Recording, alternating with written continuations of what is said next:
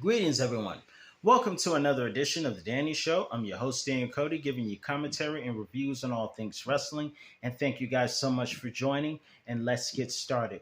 But before I get started and talk about TNA, NXT, and Trick let's talk about it. But before we do that, I noticed what the helicopter?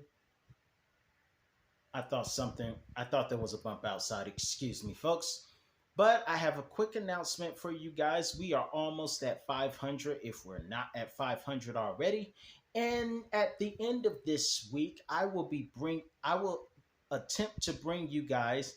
I noticed that WWE is doing something on the Vault channel called Ruthless Aggression, not Ruthless, New Generation Watch Party. And that inspired me that later on this week, I will attempt to give you guys my top 10 favorite matches from the new generation era, as WWE Vault was doing a watch party and making it a week full of new generation marathon.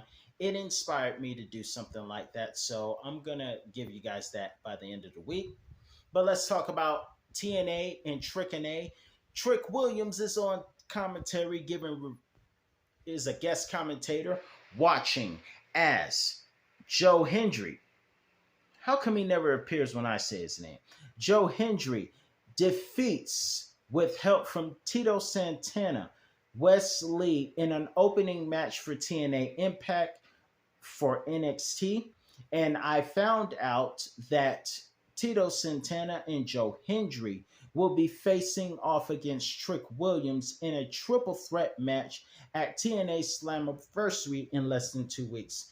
And I got to say, 2025 is the year of triple threats and threesomes and three ways.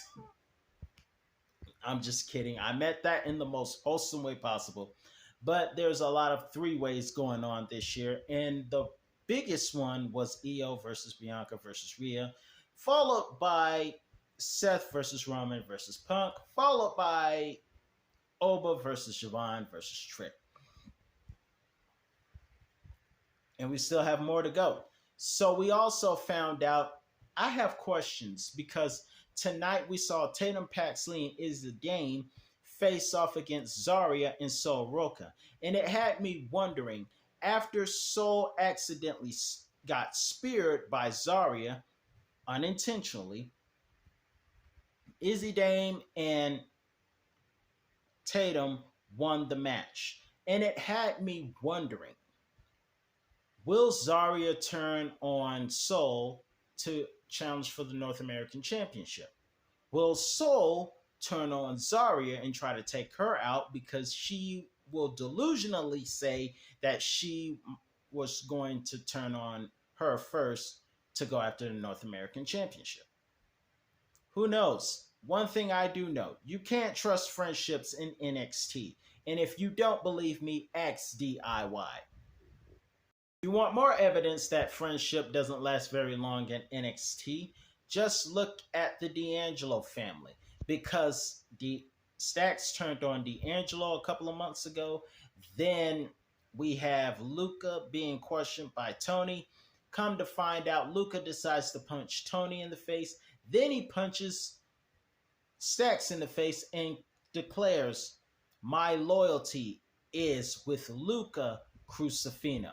Because Luca is finding out you can't trust anyone in NXT. DTA, don't trust anybody. Moving forward, we also found out that Yoshiki Inamura fought Jasper Troy. And in a very shocking plot twist, Yoshiki actually won. I was very surprised, if I may be honest. I'm sorry, I was trying to make sure I pronounced his name correctly. Very surprised that Yokoshi won the match, because I really thought that Jasper Troy was going to win this match. And I especially thought we were going to get Jasper Troy versus Obafemi Part 2, which I'm sure would have been awesome. And I'm sure we're going to get that match in the future, just not right now. And I will say this, I do believe Jasper Troy is going to be a huge deal in NXT and beyond. Of course, Booker T has to be proud. Of course, I was very surprised that Jasper Troy lost. What I'm not surprised by is that Jasper Troy was then attacked by a flying cutter from Javon Evans, because that was revenge for Jasper Troy ambushing Javon last week. So that part did not surprise me at all. The only thing that I was a little wondering about, we didn't see Jada Parker tonight. We didn't see Lola tonight. We didn't see Kalani tonight. We didn't see, who else did we not see tonight? We saw all the guys in action, but we don't know what's going on with the ladies. So we did, however, see the wild and very hyped up Thea Hale Decaf Thea versus Laney Reed. And it almost sounds like her last name is Lady Reed, but it's not Lady Reed. It's Laney Reed. However, Laney was successful through dirty tactics, by the way.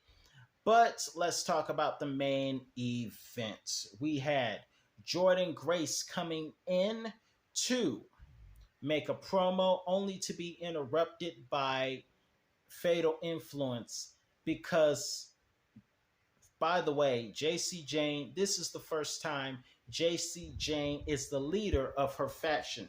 Much like Shawn Michaels and X-Pac, JC loves to be a part of factions.